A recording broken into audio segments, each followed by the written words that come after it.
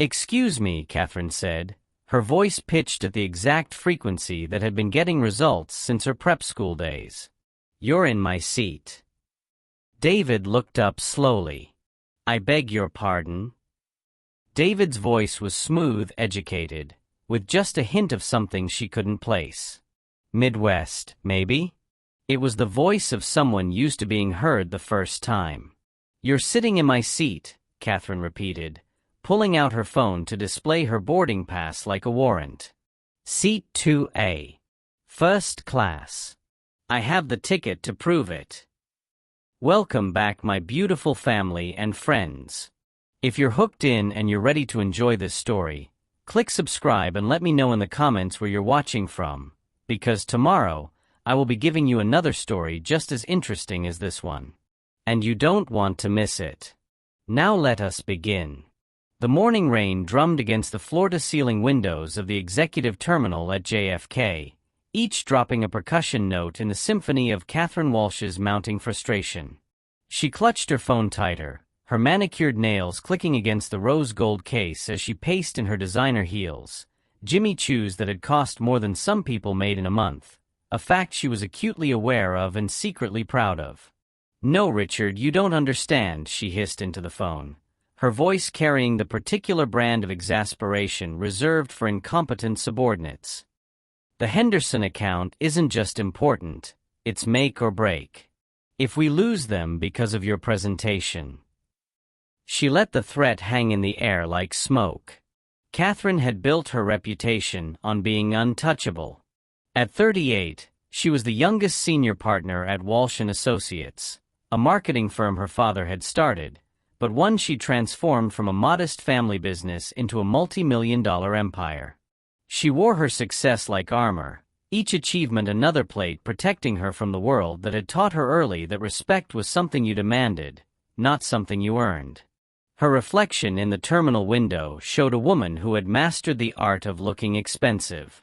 Blonde hair swept into a perfect chignon, cream-colored Hermes blazer that fit like it was painted on, and the kind of confident posture that announced to everyone within 50 feet that she was somebody important. She'd learned long ago that in a man's world, you had to project power twice as hard just to be heard once. "Fix it, Richard. Fix it, or find another job." She ended the call with the satisfaction of a sword sliding back into its sheath. The boarding announcement crackled through the expensive terminal speakers. "First-class passengers for Flight 447 to Los Angeles. We welcome you aboard." Catherine smiled, the first genuine expression to cross her face all morning. First class was where she belonged, had always belonged. It was her natural habitat, her birthright. She gathered her Louis Vuitton carry-on and strode toward the gate, her heels clicking a rhythm of authority on the polished floor. 3 terminals away, in the less glamorous surroundings of the main departure area, David Richardson sat in uncomfortable silence as his phone buzzed with congratulations he didn't want to hear. The Wall Street Journal article had gone live 2 hours ago. Richardson Airlines reports record profits amid industry struggles. His photo, professional, serious, wearing the same charcoal Tom Ford suit he had on now, dominated the business section homepage. At 42, David had spent the last 15 years building Richardson Airlines from a regional carrier with 6 planes into one of the most respected airlines in North America. But success, he'd learned, was a double-edged sword. The higher you climbed, the more targets appeared on your back, and the more people assumed they knew your story before you'd spoken a single word. He powered down his phone and slipped it into his jacket pocket. The expensive fabric felt foreign against his skin sometimes, even after all these years. Growing up in Detroit, the son of a factory worker and a school cafeteria manager, David had learned early that clothes were functional, not statements. But in the corporate world, your suit spoke before you did, and David had made sure his spoke fluently. A group of teenagers near the gate were arguing over their phones, their voices carrying across the seating area. "Bro, that's not even the real Richardson," one of them was saying, staring at what David assumed was his Wikipedia page. My dad says there's no way a black guy built an airline that big. Probably just a front man or something. David's jaw tightened, but he didn't respond. He'd heard variations of this conversation 1,000 times, in boardrooms, at industry conferences, even at charity galas where his success was celebrated and questioned in the same breath. The assumption that his achievements must belong to someone else, that his Harvard MBA and 15-hour workdays were somehow insufficient explanations for his success. He pulled out a worn paperback, Maya Angelou's I Know Why the Caged Bird Sings, and opened to a dog-eared page. Reading had been his escape as a child, and it remained his anchor as an adult. The words on the page reminded him who he was beneath the suits and the success, a man who had learned that dignity was something you carried within you, not something others could grant or take away. The same boarding announcement echoed through his terminal, though the gate agent's voice here was more hurried, less polished. David closed his book, straightened his tie, and walked toward the gate. He'd bought a coach ticket under an assumed name, something he did regularly to monitor the customer experience on his own flights. Today, he was just another passenger, invisible in the way that power could make you when you chose not to wield it. But as he handed his boarding pass to the gate agent, a young woman whose name tag read Maria, she did a double-take. "Mr. Richardson," she whispered, her eyes widening. "Sir, there's been some kind of mistake with your seating assignment. You're listed in coach, but—" "The ticket is correct," David said quietly, his voice carrying the kind of calm authority that came from years of commanding boardrooms full of skeptics. "I prefer to fly with the customers." Maria looked confused but nodded. As David walked down the jet bridge, he could hear her whispering excitedly to her colleague about the CEO who flew coach.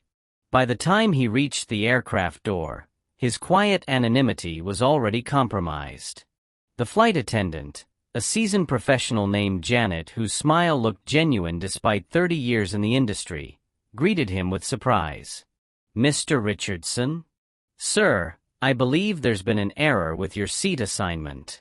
Let me—" "The seat is exactly where it should be," David said with a slight smile. "But I appreciate your concern." As he moved toward the back of the plane, heads turned. Whispers followed him down the aisle like a wake behind a ship. He settled into seat 23C, between a college student with noise-canceling headphones and a businessman who was already 3 drinks into what looked like a very long day. David opened his book again, but his mind wandered to the meeting waiting for him in Los Angeles. Another acquisition, another opportunity to grow the company his grandfather had dreamed about when he'd worked as a baggage handler at Detroit Metro in the 1960s. Every plane David bought, every route he opened, was built on the foundation of dreams deferred but never abandoned. The aircraft door was still open, and David could hear the commotion of boarding, the rustle of expensive luggage being stuffed into overhead bins, the frustrated sighs of passengers discovering their seats weren't quite as spacious as advertised, the particular brand of organized chaos that came with air travel. He had no idea that 2 rows ahead, a woman was about to board who would challenge everything he thought he knew about grace under pressure. Before we continue the story, kindly make sure you have clicked on the subscribe button. This motivates me to bring you more beautiful stories like this. Now let's continue. Catherine swept through the aircraft door like she owned the plane, which in her mind, her first-class ticket practically made true. The flight attendant's professional smile faltered slightly as Catherine's eyes swept over her name tag with a kind of calculating assessment that service workers knew meant trouble. "Welcome aboard, Ms. Walsh," Janet said, checking her tablet. "You're in seat 2A today, but I'm afraid there might be—" "There's no might be about anything," Catherine interrupted, her voice carrying the crisp authority of someone who had never met a problem money couldn't solve. "I paid for first class, I expect first-class service, and I expect it to start now." She strode toward the front of the cabin, her heels clicking against the aircraft floor like a countdown timer. First class was her sanctuary, the place where the world acknowledged what she'd always known, that she was different, better, deserving of more. The leather seats were cream-colored and wide enough to sleep in. The overhead bins were nearly empty because first-class passengers traveled with a kind of luggage that fit neatly into designated spaces.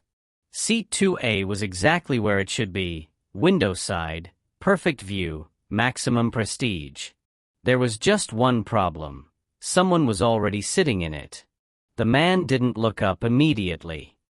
He was reading what appeared to be a well-worn paperback, his long fingers. She noticed they were manicured, expensive-looking, holding the book with a kind of careful attention that suggested genuine interest rather than performative intellectualism. He wore a charcoal suit that even Catherine's trained eye could recognize as high-end, though she couldn't place the designer.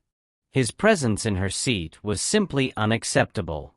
"Excuse me," Catherine said, her voice pitched at the exact frequency that had been getting results since her prep school days. "You're in my seat." David looked up slowly, and for just a moment, Catherine felt something she hadn't experienced in years: uncertainty. His eyes were dark, intelligent, and held a kind of quiet patience that she found oddly unsettling. He was handsome in an understated way, not the aggressive, obvious attractiveness of the men in her social circle, but something deeper, more grounded. "I beg your pardon?" David's voice was smooth, educated, with just a hint of something she couldn't place. "Midwest, maybe?" It was the voice of someone used to being heard the first time. "You're sitting in my seat," Catherine repeated, pulling out her phone to display her boarding pass like a warrant. "Seat 2A. First class. I have the ticket to prove it." David glanced at his own boarding pass, coach, seat 23C, exactly where it should be, then looked back at Catherine with an expression that was becoming increasingly amused. "I believe there might be some confusion, ma'am. This is seat 23C, middle section, coach cabin." Catherine blinked, then looked around with the dawning horror of someone who had just realized she was not, in fact, where she thought she was. The seats were smaller than she remembered. The overhead bins were stuffed to capacity. The woman across the aisle was holding a crying baby, and the man in front of her was already asleep with his mouth open. "This is..." Catherine's voice trailed off as the reality hit her like a slap. "This is coach." "Yes, ma'am, it is." David's voice held no judgment, but Catherine heard mockery anyway because her entire worldview was crumbling around her ears. "There's been a mistake," Catherine said, though her voice had lost some of its earlier authority. "I purchased first class. I always purchase first class. There's no way I'm supposed to be." She gestured vaguely at the narrow seats, the crying baby, the general aura of economic reality that surrounded her like fog. Janet appeared at Catherine's elbow with the kind of practiced diplomacy that came from years of dealing with passenger meltdowns. "Ms. Walsh, I'm so sorry for the confusion. If you could just step into the aisle for a moment, I can help sort this out." But Catherine was no longer listening to Janet. She was staring at David, who had gone back to his book as if her entire crisis was simply background noise. The audacity of his indifference sparked something primal in her chest, the same fury that had driven her to claw her way to the top of a male-dominated industry, the same rage that had fueled every late night and weekend sacrifice. "You," Catherine said, pointing at David with a kind of dramatic flourish that would have been embarrassing if she'd been capable of embarrassment in that moment. "You need to move." David looked up again, and this time his expression was less amused, more carefully neutral. "Ma'am, I'm sitting in my assigned seat. If there's been a booking error, I'm sure the flight attendant can help you resolve it."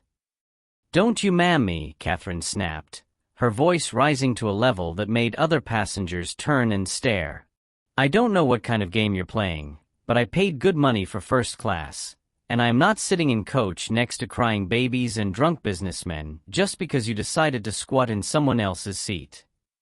The aircraft went quiet except for the hum of the engines and the soft snuffling of the baby across the aisle. David closed his book slowly, carefully marked his place, and stood up. He was taller than Catherine had expected, and there was something in his posture, straight-backed, confident, unruffled, that made her feel suddenly very small despite her designer armor. "Ma'am," David said, his voice still quiet but now carrying an edge that made the hair on Catherine's arms stand up, "I understand you're frustrated. Travel can be stressful. But I'm going to ask you to lower your voice and treat everyone on this aircraft with the same respect you'd want to receive." Catherine felt her face flush hot. The quiet reprimand, delivered with such calm authority, hit her like a physical blow. Who was this man to lecture her about respect? Who was he to speak to her like she was a child having a tantrum in the grocery store? Respect. Catherine's voice cracked slightly on the word. "You want to talk to me about respect? You're sitting in first class with a coach ticket, and you want to lecture me about respect?" "Ma'am, I'm sitting in coach." David's patience seemed infinite, which only made Catherine more furious. "Seat 23C, middle section, exactly where my ticket says I should be." Catherine looked around wildly, and the horrible truth finally penetrated her anger-fogged brain. The seats were small. The service was minimal. The passengers were dressed in jeans and sneakers, and the kind of practical clothing that suggested they'd paid for transportation, not an experience. She was in coach. She, Catherine Walsh, who had never in her adult life sat anywhere but first class, was standing in the middle aisle of coach arguing with a stranger while dozens of people watched her fall apart. The humiliation was so complete, so absolute, that for a moment she couldn't breathe. The silence stretched like a held breath until Catherine's phone buzzed against her palm, shattering the moment and giving her something to grasp onto, a lifeline back to the world where she had control, where she was somebody who mattered. "This is ridiculous," Catherine muttered, her fingers flying across her phone screen with the desperate precision of someone drowning in shallow water. "Richard, pick up. Pick up right now." She pressed the phone to her ear, turning her back on David as if dismissing him could somehow undo the last 5 minutes of her life. The passengers around her had returned to their own business, magazines, phones, quiet conversations, but she could feel their awareness like heat radiating from a fire. "Richard? Finally. Listen to me very carefully." Catherine's voice dropped to the urgent whisper of conspiracy, as if volume could somehow make her humiliation less public. "I need you to call the airline right now. There's been a massive booking error. I'm supposed to be in first class, but they've got me stuck in." She paused, unable to say the word coach out loud again.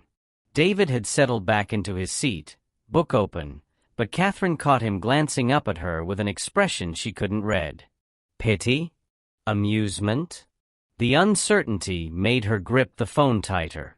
"No, Richard, you don't understand. This isn't about customer service. This is about competence. About knowing who you're dealing with." Catherine's voice was climbing again despite her efforts to keep it low. "I am Catherine Walsh. Walsh and Associates. We spend 6 figures a year on corporate travel, and if they think they can treat me like some random passenger."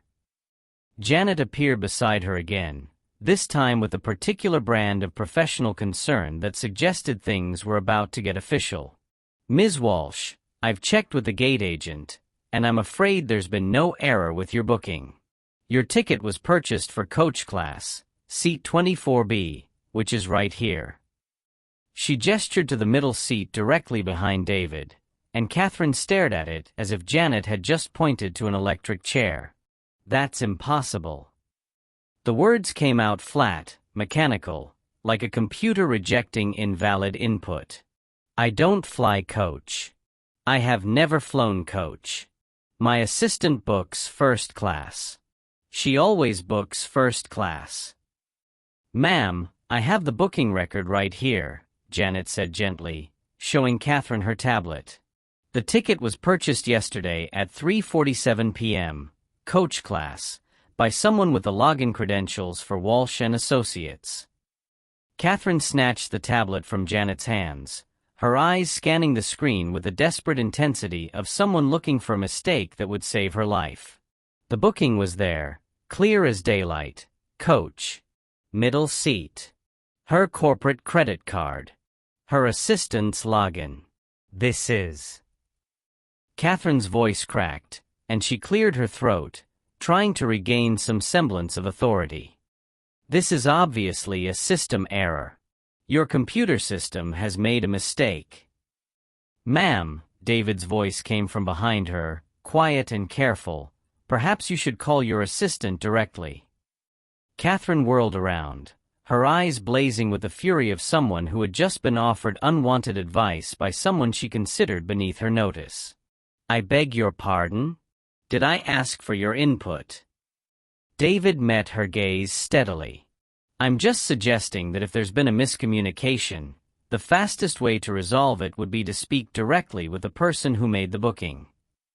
The logic was infuriating because it was sound, and Catherine hated being given sound advice by someone she just publicly humiliated herself in front of.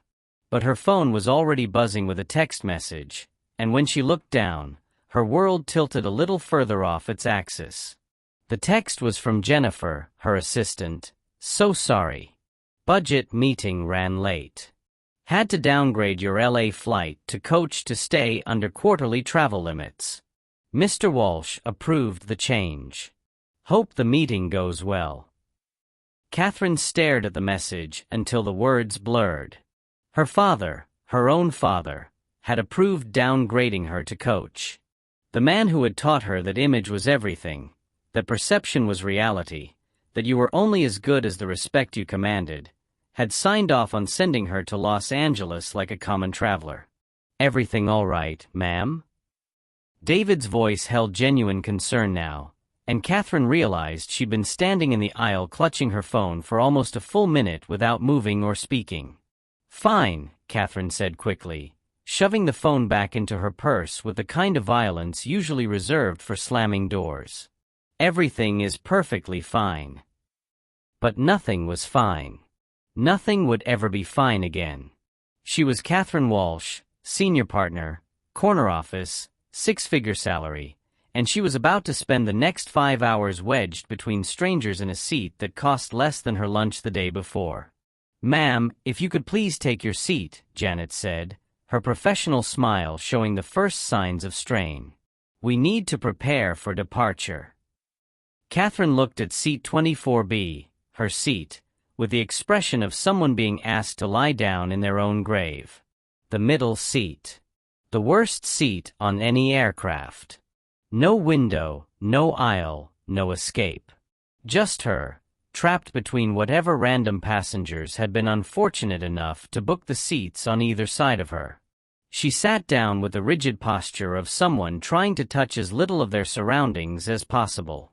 The seat was narrower than she'd expected, the armrests already claimed by her seatmates, a college-aged kid with enormous headphones on her left and a businessman who smelled faintly of bourbon on her right. David was directly in front of her, and she could see the back of his head, the precise line where his hair met his collar, the way he held his book with a kind of relaxed attention that suggested he was actually enjoying the experience of flying coach. The injustice of it burned in her chest like acid. Here she was, crammed into the middle seat like luggage, while this stranger, this nobody, sat comfortably in his aisle seat reading poetry or whatever pretentious book he'd chosen to make himself look intellectual. Catherine pulled out her own book, a business strategy guide she'd been meaning to finish, and opened it with more force than necessary. She would not be defeated by this. She would not let one booking error, one moment of confusion, one 5-hour flight, undermine everything she'd worked to build. She was Catherine Walsh. She belonged in first class, even if she wasn't sitting there today. But as the plane pushed back from the gate and the captain's voice crackled through the speakers with the standard departure announcements, Catherine couldn't shake the feeling that something fundamental had shifted, like a foundation settling in ways that would change the shape of everything built on top of it. She stared at the back of David's head and wondered who he was, This man who had witnessed her moment of complete humiliation and responded with such infuriating grace. She had no idea she was wondering about the man who owned the plane they were sitting in. The turbulence hit 47 minutes into the flight, just as Catherine had finally managed to convince herself that she could survive the next 4 hours by pretending the man in front of her didn't exist. The plane lurched sideways like a car hitting black ice, and her business strategy book went flying into the aisle along with what felt like her stomach. "Ladies and gentlemen, this is your captain speaking." The voice over the intercom was calm but carried that particular undercurrent of authority that meant business. "We've encountered some unexpected weather patterns ahead. I'm going to ask everyone to return to their seats and fasten their seatbelts. Flight attendants, please suspend service and prepare for possible severe turbulence." Catherine's knuckles went white against her armrests. She was not a nervous flyer, or rather, she hadn't been when flying meant spacious first-class seats with enough room to brace yourself properly. Wedged between two strangers in a seat that felt smaller by the minute, every bump and shudder of the aircraft felt magnified, personal, threatening. The plane dropped suddenly, that stomach-in-your-throat sensation that makes your entire body clench in preparation for impact. The college kid next to her let out a small yelp, and even the bourbon-scented businessman gripped his armrest tighter. That's when David turned around. "You okay back there?" His voice cut through the general murmur of nervous passengers, and Catherine realized he was talking to her specifically. His dark eyes held genuine concern, not the polite but distant interest of a stranger, but something deeper, more personal. "I'm fine," Catherine said quickly, though her voice sounded thin even to her own ears. The plane shuddered again, and she couldn't suppress a sharp intake of breath. "Turbulence can be scary if you're not used to it," David said, half turning in his seat so he could face her more directly. "But these planes are built to handle much worse than this. The wings are designed to flex up to 90 degrees before there's any structural stress." "I'm not scared," Catherine replied automatically, though the lie was obvious to anyone with eyes. Her fingers were still digging into the armrests like claws, and she was pretty sure her face had gone pale. David studied her for a moment, then unbuckled his seatbelt. "Sir, please remain seated," Janet called from the front of the cabin, but David was already moving, sliding out of his row with the fluid grace of someone who'd spent a lot of time in aircraft. "Just switching seats," David called back to Janet, then looked down at Catherine. "Mind if I sit here for a minute? Your seatmate looks like he might be more comfortable with some extra space." Catherine glanced to her right, where the businessman was indeed looking slightly green around the edges and breathing in the shallow, careful way that suggested he was fighting nausea. Catherine started to protest, but another violent bump made the decision for her. "Fine. Yes. Whatever." David slipped into the aisle seat that the businessman gratefully vacated, and suddenly Catherine was acutely aware of his presence in a way that had nothing to do with turbulence. He was close enough that she could smell his cologne, something expensive and understated, like cedar and bergamot, and see the fine details of his suit, the precise stitching that spoke of real craftsmanship rather than mass production. "Better?"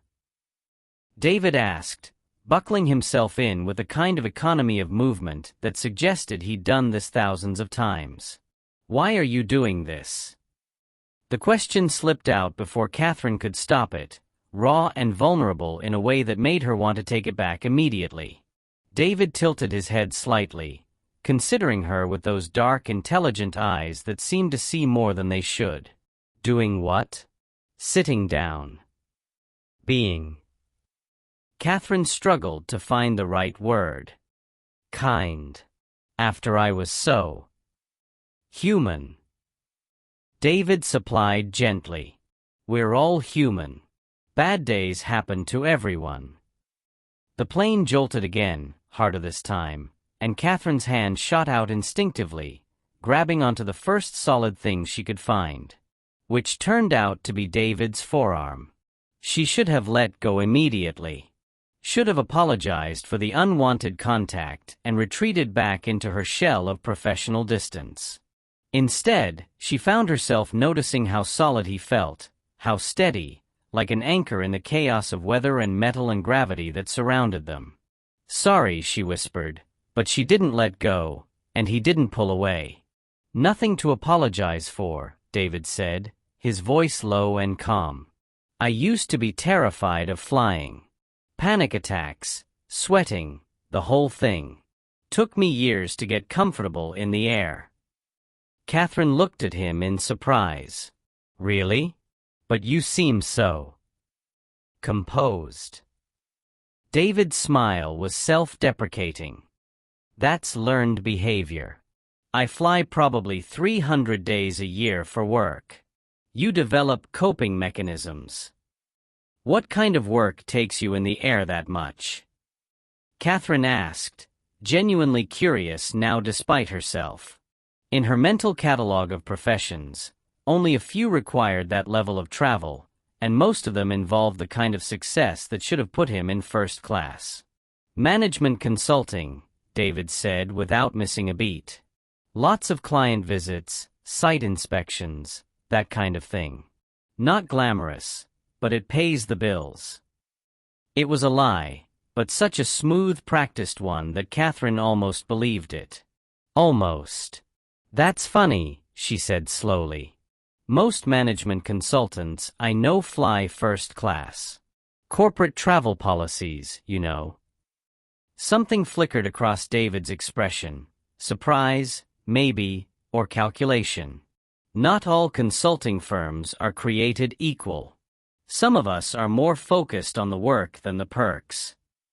The plane steadied momentarily, and Catherine became aware that her hand was still wrapped around David's forearm, her fingers pressed against expensive fabric and solid muscle.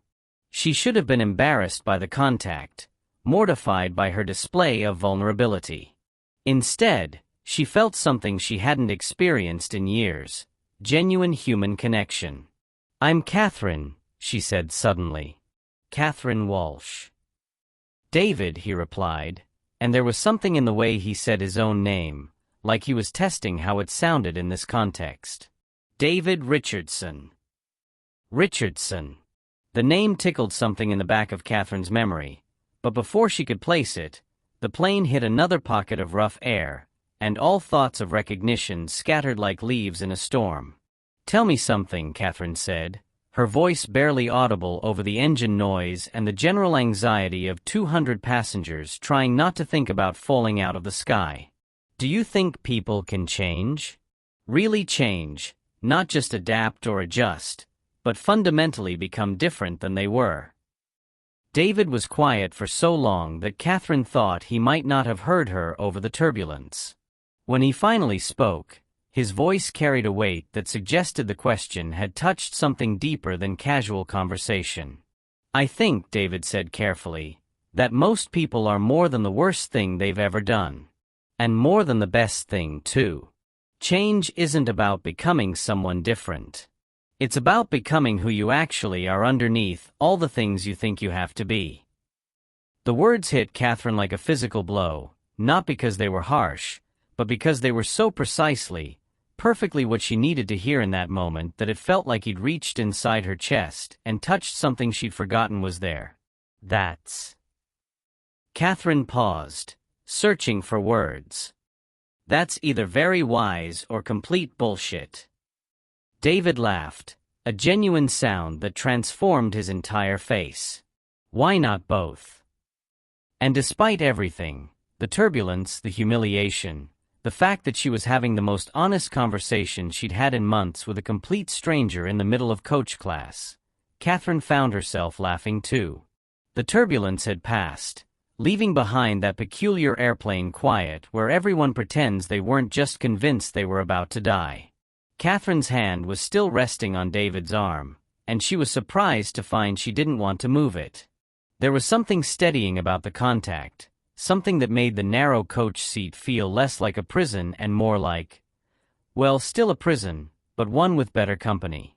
"Can I ask you something?" Catherine said, her voice still carrying the intimacy that shared fear creates. "And I promise I'm not trying to be rude this time." David's eyebrows rose slightly. "This time." "Earlier when I was." Catherine paused, searching for a word that didn't make her sound completely insane. "When I was having my moment. You handled it like someone who's dealt with difficult people before. Like, professionally. Management consulting, remember?" David's smile was easy, but Catherine caught something underneath it, a flicker of, what? Caution? Guilt? "Right, but most consultants I know would have either ignored me completely or gotten security involved. You were." She struggled to find the right word. "Patient. Like you understood that I wasn't actually angry at you." David was quiet for a moment, his fingers drumming against the armrest in a rhythm that seemed unconscious. When he spoke, his voice had taken on a different quality, more thoughtful, more personal. "My mother was a teacher," he said finally. "Elementary school, inner city Detroit. She used to say that when people are angry, they're usually not angry at the thing they're yelling about. They're angry about something deeper, something that happened before you walked into the room." That's... Catherine felt something shift in her chest, a recognition that was both uncomfortable and oddly liberating. "That's uncomfortably accurate." She was a wise woman. David's expression softened in the way people's faces do when they talk about someone they've lost.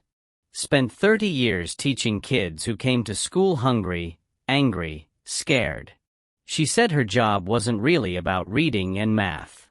It was about helping them figure out that they were worth more than whatever chaos they came from. Catherine found herself studying David's profile as he spoke, noticing details she'd missed before. The way he held himself, straight-backed but not rigid, confident but not arrogant. The quality of his clothes, which on closer inspection were definitely not off the rack. The way his hands moved when he talked, expressive but controlled. "She sounds incredible," Catherine said. "Is she?" 5 years ago. Cancer. David's voice was matter-of-fact, but Catherine could hear the edges of old grief. She never got to see.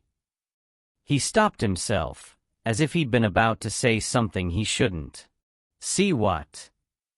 David turned to look at her directly, and for a moment, Catherine had the strangest feeling that he was making some kind of decision about her, weighing something in his mind that she couldn't guess at.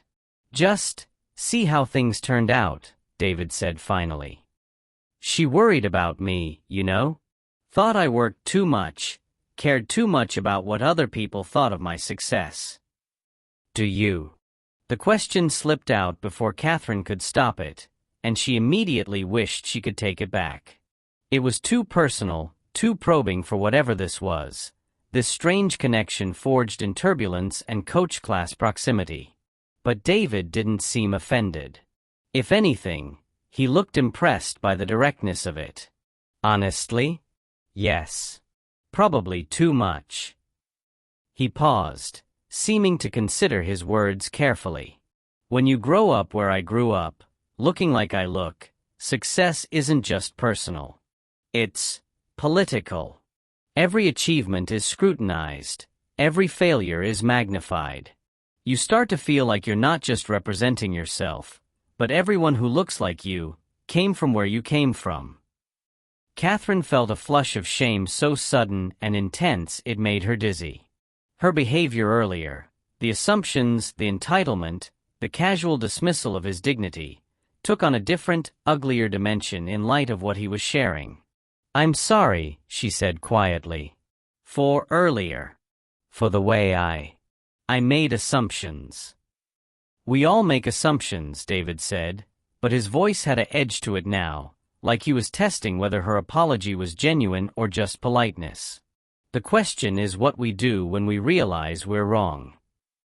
Catherine nodded, then found herself speaking before she'd fully formed the thought. "My father built our company from nothing. Walsh and Associates. Started with just him and a secretary in a basement office in Queens. She paused, surprised by her own impulse to share. I grew up thinking that meant I had to prove I belonged there twice as hard as anyone else. That if I showed any weakness, any uncertainty, people would say I only had what I had because of his name. And do they?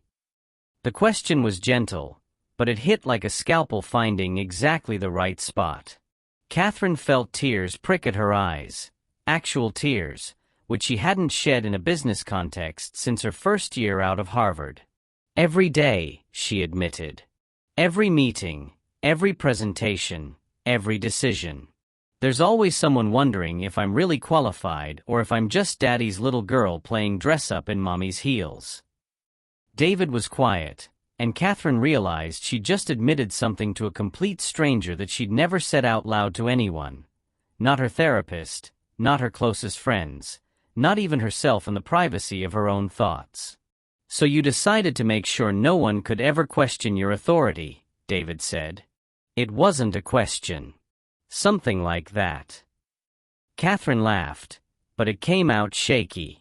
Turns out, when you spend your whole life proving you deserve to be in first class, you forget how to act like a human being when you end up in coach. That, David said, and his voice carried a warmth that made Catherine's chest tight, might be the most honest thing anyone said to me in months. Catherine looked at him, really looked at him, and felt something she hadn't experienced in years. Not attraction, exactly, though there was that too. Something deeper. Recognition, maybe. The feeling of being seen by someone who understood the particular kind of prison that success could become. Can I tell you something? David said, and there was something in his voice that suggested he was about to cross a line he'd drawn for himself. Something I don't usually talk about? Catherine nodded, not trusting her voice. The consulting thing isn't entirely accurate. David paused, seeming to weigh his words. I do work in management, but not consulting. I run a small company. Transportation logistics. It was still a lie, but a smaller one, and Catherine could sense the struggle it took for him to even admit that much. Whatever his real story was, he was clearly used to keeping it close to his chest. Why don't you usually talk about it? Catherine asked. David's smile was rueful. Because the moment people know what you do for a living, they start seeing your job instead of seeing you. And sometimes... He looked at her with an expression she couldn't quite read. Sometimes it's nice to just be David, instead of David the whatever it is I do. Catherine felt something click into place, understanding that went deeper than words.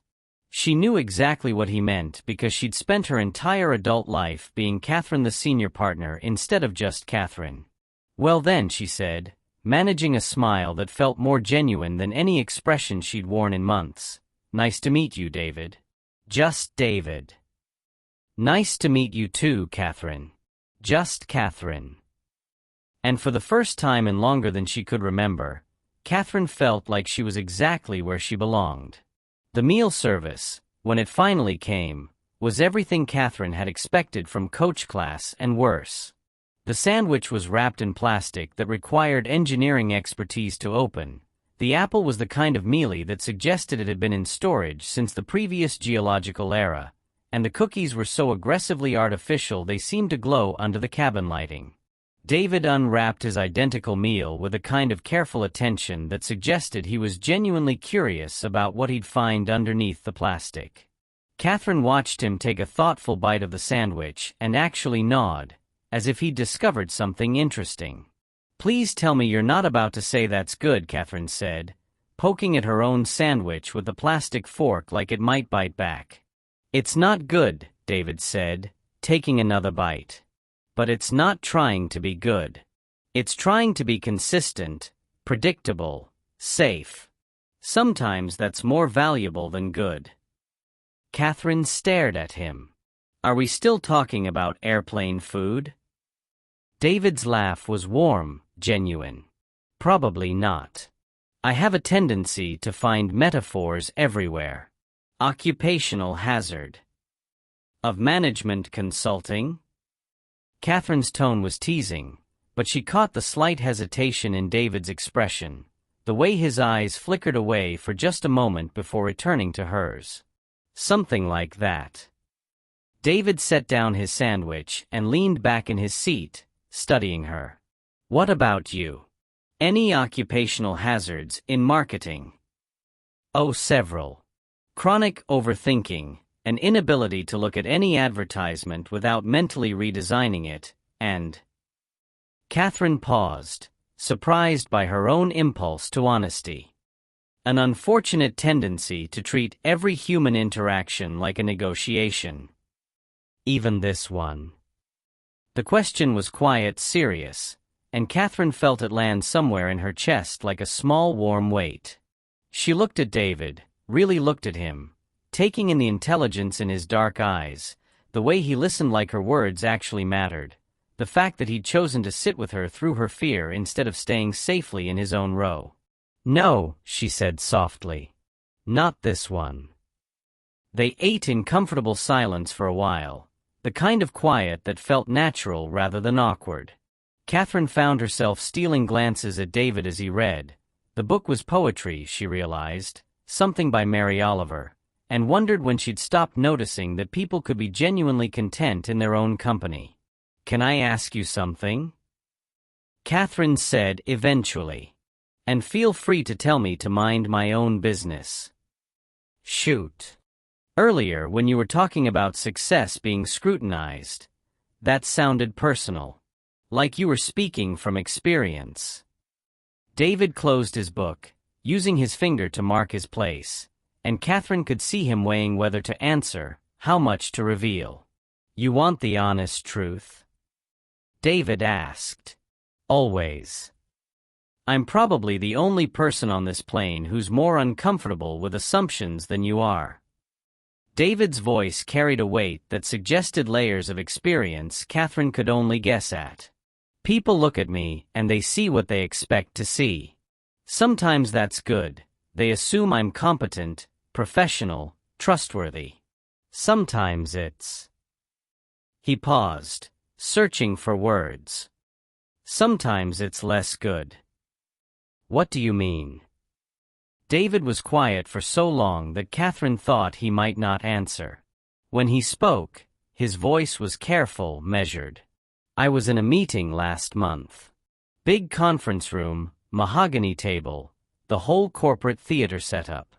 I'm presenting to potential clients, and this one guy, older white gentleman, expensive suit, the kind of confidence that comes from never being questioned, keeps asking me if I'm really the person in charge, or if there's someone else he should be talking to. Catherine felt her stomach drop. Oh. The thing is, I've worked for 15 years to get to that table. Harvard MBA, built a company from nothing, employ over 1,000 people. But to him I looked like... David shrugged, but Catherine could see the tension in his shoulders. I looked like someone who couldn't possibly belong there. What did you do? Smiled. Answered his questions. Proved myself in all the ways I shouldn't have had to. David's expression was rueful. Got the contract, too. But the whole drive home, I kept thinking about what my mother would have said. About dignity, about not letting other people's limitations become your prison. Catherine felt something crack open in her chest, shame, recognition, and something deeper. I did that to you today, didn't I? Made assumptions. Catherine. No, let me say this. Her voice was shaky but determined. When I saw you sitting in that seat, I didn't see a person. I saw what I expected to see. Someone who didn't belong where I thought I belonged. And that's... She stopped, struggling with words that felt too small for the recognition washing over her. That's inexcusable. David turned to face her fully, and his expression was gentler than she deserved. We all carry unconscious biases. The question is what we do when we become conscious of them. Is that something else your mother used to say? No, that's something I learned in therapy. David's smile was self-deprecating. Turns out, spending your whole life proving you belong everywhere you go can mess with your head in interesting ways. Catherine felt a laugh escape her, part humor, part hysteria. You go to therapy? Every other Tuesday for the past 3 years. Dr. Martinez. She specializes in high-functioning anxiety and what she politely calls achievement-related trauma. David raised an eyebrow. You sound surprised. I am. Not because. Catherine fumbled for words. It's just, in my world, therapy is something you do secretly and lie about. Like having a drinking problem or bad credit. And in my world, therapy is like having a personal trainer for your brain. Regular maintenance to keep everything running smoothly. There was something about the way he said my world that caught Catherine's attention, a casual authority that suggested his world might be larger than he'd let on. But before she could pursue the thought, David was speaking again. What about you? Ever talk to anyone about the pressure of proving you belong? Catherine shook her head, then stopped. Actually, that's not true. I had lunch with my college roommate last month, and she said something that's been bothering me ever since. What did she say? She said I'd become so focused on being respected that I'd forgotten how to be liked. Catherine's voice was barely above a whisper. And I realized she was right. I can't remember the last time someone enjoyed my company just because I was enjoyable to be around. David was quiet for a moment, and when he spoke, his voice was warm with something that might have been affection. For what it's worth, I'm enjoying your company right now. Catherine felt heat rise in her cheeks, actual blushing, like she was 16 years old again. Even after my spectacular meltdown earlier? Especially after that. David's smile was soft, genuine. Anyone can be charming when everything's going their way. It takes real character to find your grace when you're stripped of everything you thought made you special. The words hit Catherine like a gentle blow, not because they were harsh, but because they were so precisely what she needed to hear that it felt like David had reached inside her chest and touched something she'd forgotten was there. You're either very wise, Catherine said, echoing his words from earlier, or you're very good at telling people what they want to hear.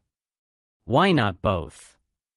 David replied, and when Catherine laughed, she realized it was the first time she'd laughed with genuine joy in months. As the plane began its descent toward Los Angeles, Catherine found herself wishing the flight was longer, that this strange intimacy forged in coach class in crisis could extend beyond the artificial boundaries of departure and arrival. She looked at David, reading his poetry with quiet contentment, and wondered if he felt it too, this unexpected connection, this sense of recognition that went deeper than names and jobs and all the external markers they used to define themselves. She had no idea that in 2 hours, everything would fall apart. The plane touched down at LAX with a gentle bump that signaled the end of their flight, and Catherine felt an unexpected pang of loss. In 5 hours, she'd gone from humiliated and defensive to, what? Happy? Connected? It felt dangerous to name it, this warm contentment that had settled in her chest like sunlight. David was gathering his things with the efficient movements of someone who traveled constantly, and Catherine found herself memorizing the details. The way he folded his earbuds with precise care, how he marked his place in his book before closing it, the small ritual of checking his phone that suggested he was shifting back into whatever professional mode awaited him on the ground. So, Catherine said as passengers began shuffling toward the exit, I know this is probably presumptuous, but would you maybe want to grab coffee sometime? When we're both back in New York. David looked up from his phone, and for just a moment, Catherine caught something in his expression, surprise, maybe, or calculation. Then his face cleared into the warm smile she'd grown to treasure over the past few hours. "I'd like that," he said, and Catherine felt her heart do something that was probably medically inadvisable. They moved slowly down the aisle with the rest of the passengers, caught in that peculiar shuffle of people who'd been confined together for hours and were now eager to return to their separate lives. Catherine found herself walking close enough to David that their arms occasionally brushed, and each contact sent a small electric shock through her that was entirely inappropriate for a 38-year-old woman in a professional context. The jet bridge was crowded, passengers moving in a sluggish river toward the terminal, when Catherine heard someone call David's name. "Mr. Richardson." "Sir." Catherine turned to see a young woman in a crisp business suit pushing through the crowd with a kind of determined efficiency that spoke of serious professional training. She was Asian, maybe late 20s, carrying a tablet and wearing the expression of someone who had been waiting for a while and had important things to discuss. "Mr. Richardson, I'm so sorry to ambush you like this, but the board meeting was moved up to 6 p.m., and the Henderson acquisition paperwork needs your signature before." The woman stopped mid-sentence, her eyes widening as she took in David's location in the coach section, surrounded by passengers who were definitely not first-class material. "Sir, I think there might have been some kind of mistake with your seating." Catherine watched David's face change, watched him shift into a different version of himself, shoulders straightening, expression becoming more formal, more distant. It was like watching someone put on armor. "It's fine, Jennifer. No mistake." David's voice had taken on the particular cadence of authority that Catherine recognized from her own professional interactions. "What's the situation with Henderson?" "Well, sir, they're requiring the final terms to be negotiated by the actual decision-maker, and their legal team is asking for verification of your authority to." Jennifer paused, glancing around at the crowd of passengers who were starting to listen to this conversation with obvious curiosity. "Perhaps we should discuss this privately?" "Of course." David turned to Catherine, and she could see the moment when he realized what was happening, what she was witnessing. The careful lies he'd told, the modest description of his work, the complete fabrication of his identity, all of it was unraveling in real time. "Catherine, Mr. Richardson?" Another voice cut through the crowd, this one older male, carrying the particular brand of deference that wealthy people reserved for other wealthy people who might be even wealthier. "Tom Harrison, from Harrison Industries. I had no idea you were on this flight. If I'd known, I would have insisted you join me in first class." Catherine felt the world tilt sideways. Richardson.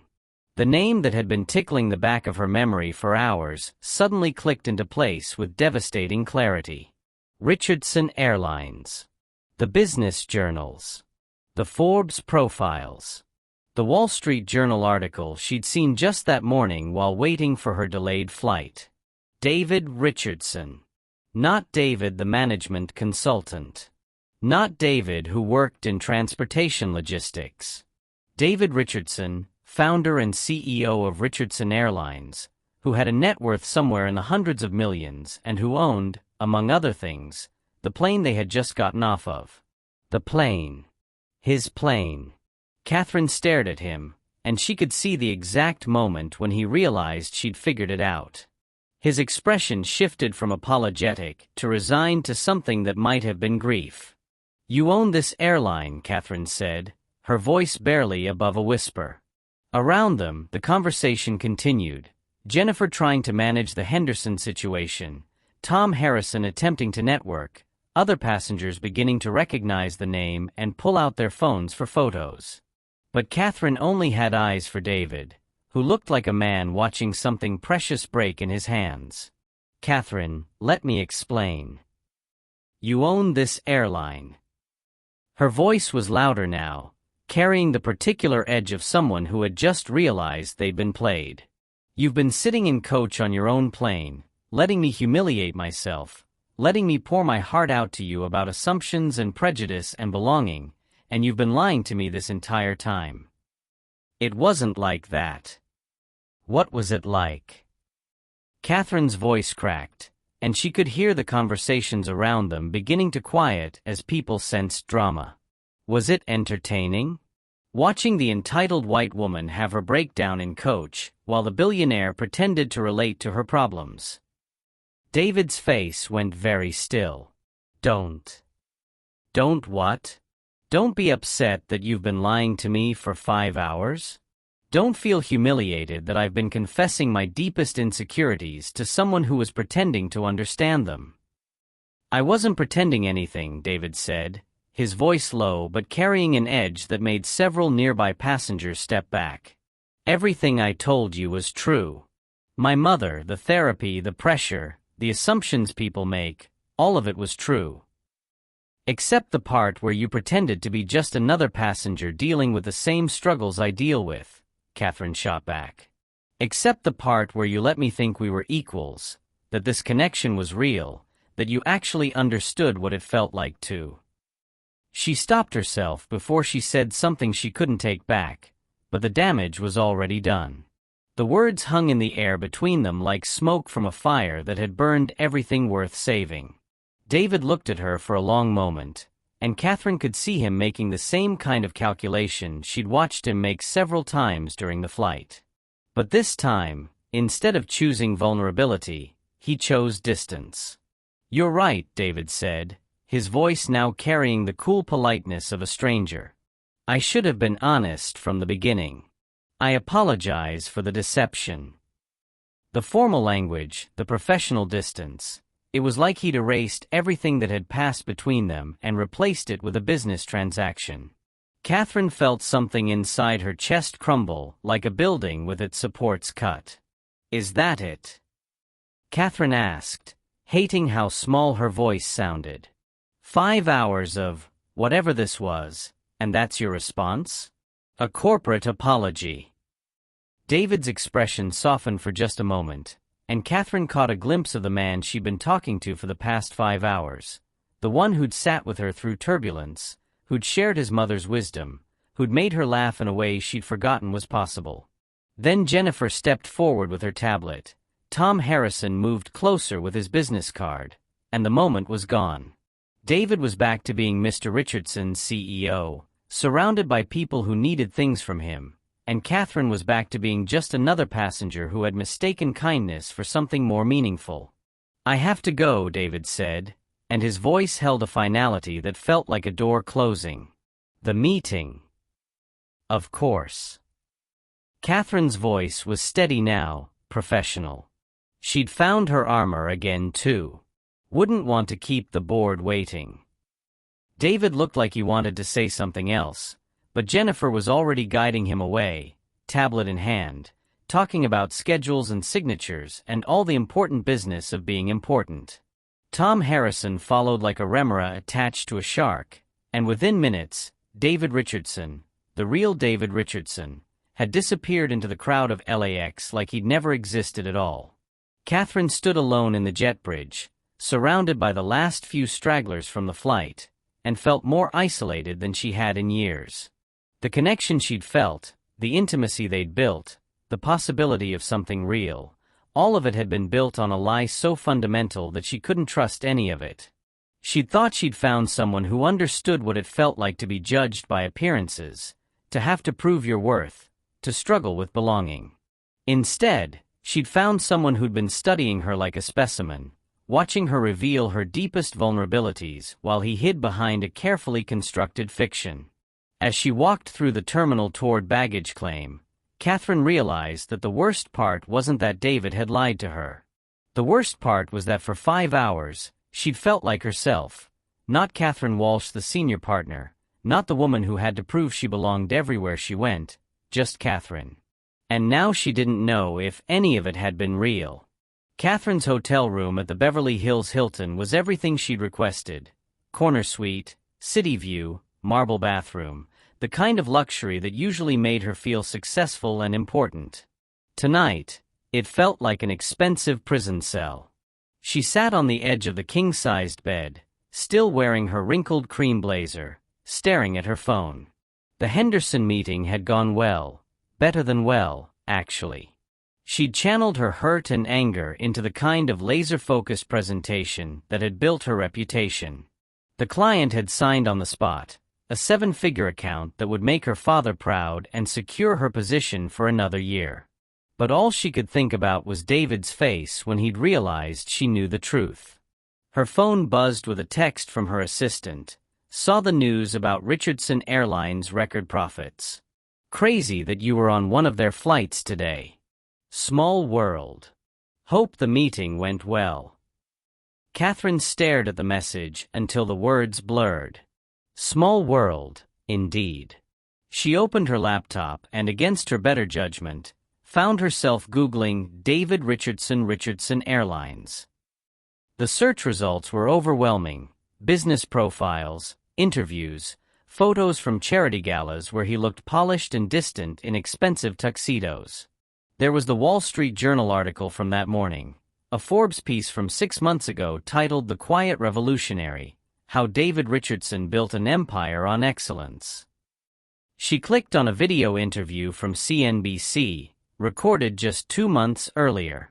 On screen, David sat across from a blonde anchor who was clearly charmed by him, asking about his company's success, his background, his philosophy on business.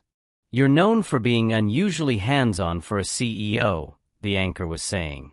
Is it true you still fly on your own planes regularly? David's smile was the same one Catherine remembered from the flight, but somehow more guarded. I believe you can't run a customer service business without understanding the customer experience. I fly commercial at least twice a month, usually coach, sometimes under a different name. It's the only way to see what's really happening. Catherine paused the video. There it was, confirmation that his presence in coach wasn't just coincidence, and that lying about his identity was standard practice. She should have felt vindicated, justified in her anger. Instead, she felt something more complicated, something that made her chest tight with possibilities she didn't want to consider. She closed the laptop and walked to the window, looking out at the sprawling lights of Los Angeles. Somewhere in this city, David was probably in another hotel room, or a boardroom, or wherever billionaire CEOs went when they weren't pretending to be management consultants on their own airplanes. Her phone rang. The caller ID showed her father's office number. Catherine? Heard about Henderson. Well done. Richard Walsh's voice carried the particular satisfaction of a man whose daughter had just made him a lot of money. Though I have to ask, what's this about you flying coach? Catherine closed her eyes. Of course he'd heard. In their world, everything was noticed, catalogued, discussed. Budget meeting, remember? You approved the downgrade. I approved it as a cost-cutting measure, not because I thought you'd actually sit there.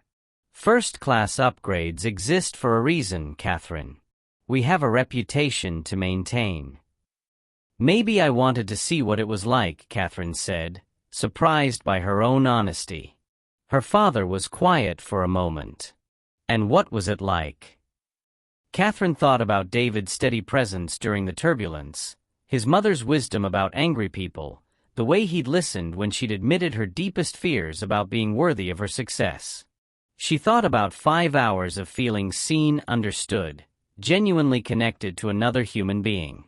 Educational, she said finally. After her father hung up, Catherine found herself back at her laptop, this time searching for something different. She pulled up Richardson Airline's website and navigated to the customer feedback section. Page after page of reviews praised the airline service, its attention to detail, the way employees seemed genuinely invested in passenger experience. One review caught her attention. I fly a lot for work, and I've never been on an airline where the crew seemed to actually care about doing their jobs well. Even in coach, you feel like they want you to have a good experience. It's like someone who actually understands what travel is like designed this airline. Someone who flies coach twice a month to understand the customer experience. Catherine's phone buzzed with a text from an unknown number. Catherine, this is David. I got your number from the passenger manifest. I know you probably don't want to hear from me, but I need you to know that what happened between us was real. Every word, every moment. The only thing that wasn't real was my name on the boarding pass. If you're willing to listen, I'm in the hotel bar downstairs. If not, I understand. David. Catherine stared at the message for a long time. Her first instinct was to delete it, to order room service and pretend this entire day had been a bad dream. But something stopped her, maybe the memory of how it felt to laugh with him, or the way he'd moved to sit beside her when she was scared, or the possibility that she was about to make the same kind of assumption that had started this whole mess. She changed out of her business suit and into jeans and a simple sweater, clothes that felt like armor of a different sort, casual and unpretentious in a way that felt both foreign and liberating. Then she took the elevator down to the hotel bar. David was sitting alone at a corner table, still wearing the same charcoal suit but with his tie loosened and his jacket draped over the back of his chair.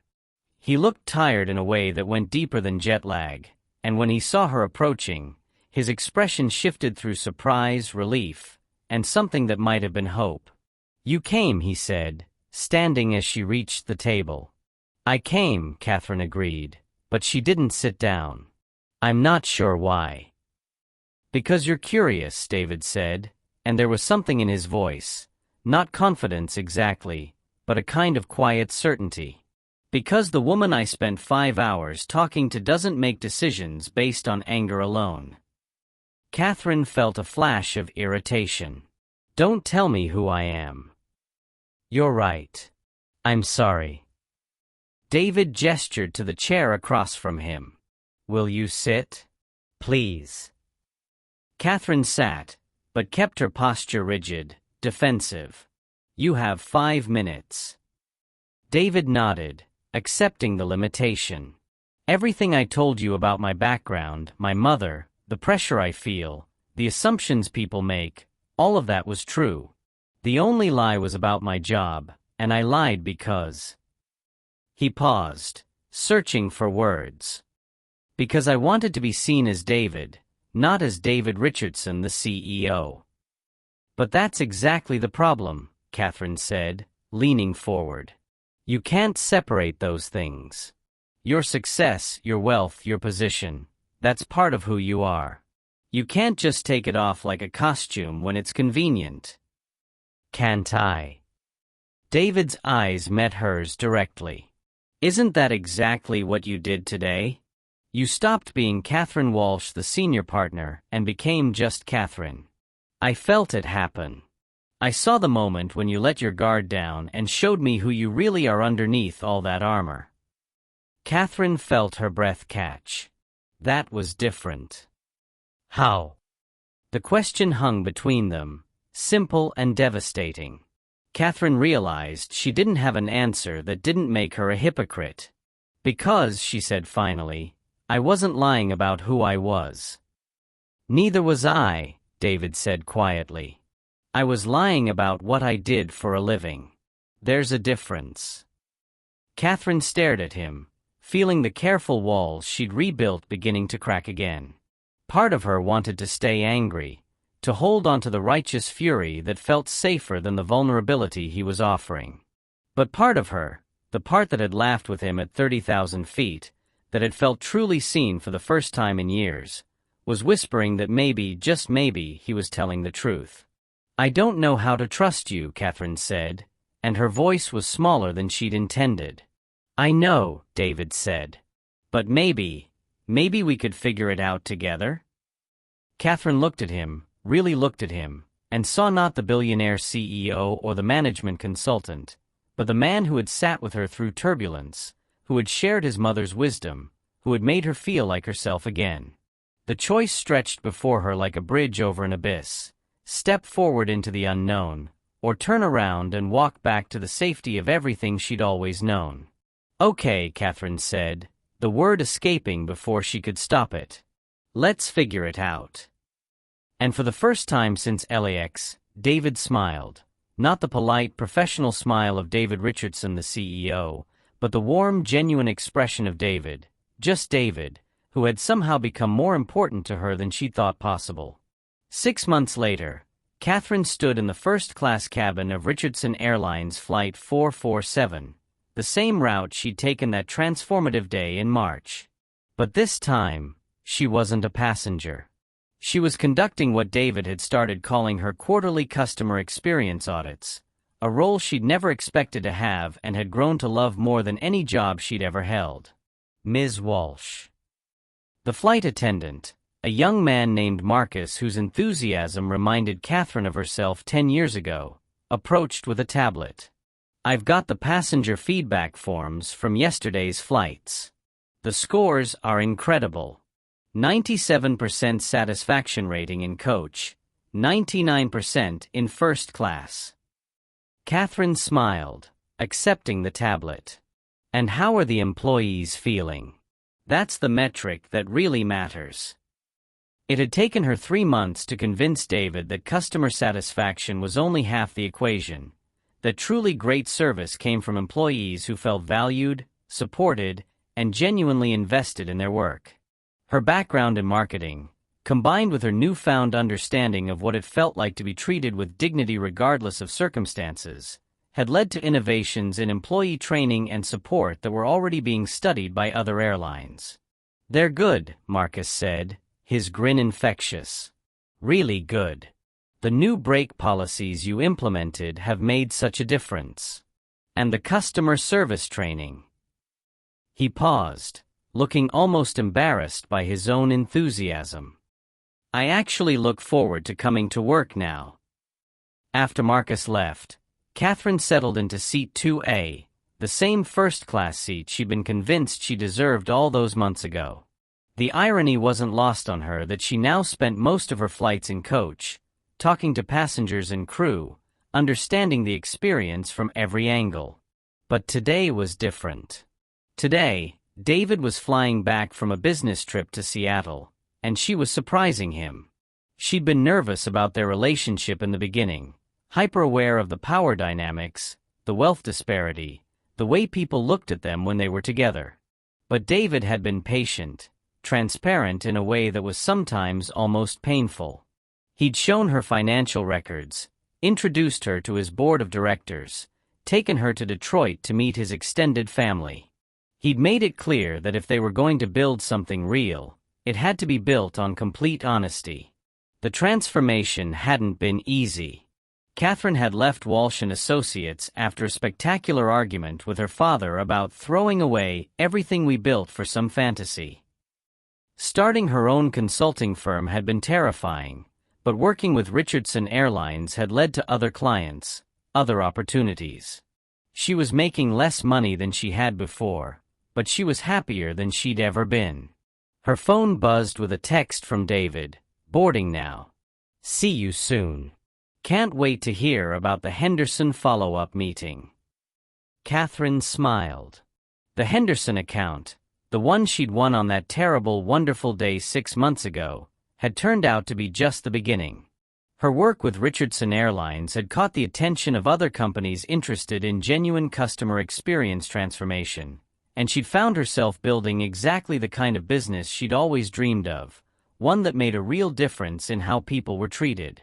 The passengers began boarding, and Catherine watched the familiar dance of people finding their seats, stowing luggage, settling in for the journey.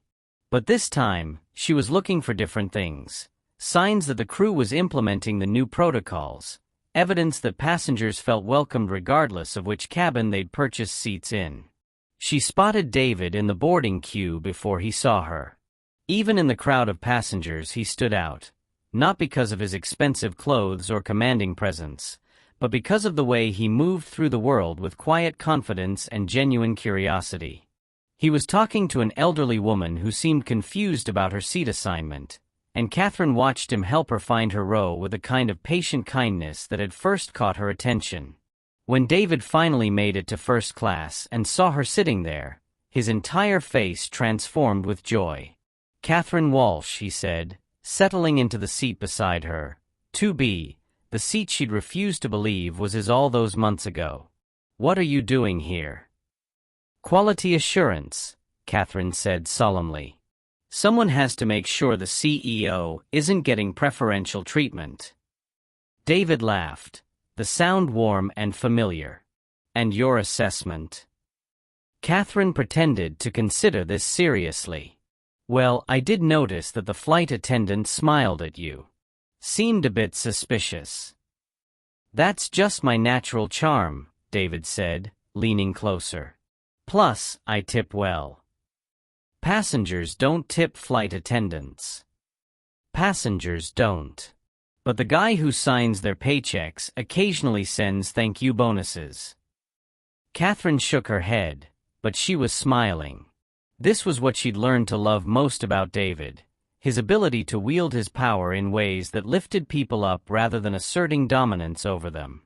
As the plane pushed back from the gate, Catherine found herself thinking about that first flight, about the woman she'd been then and the man she'd thought David was.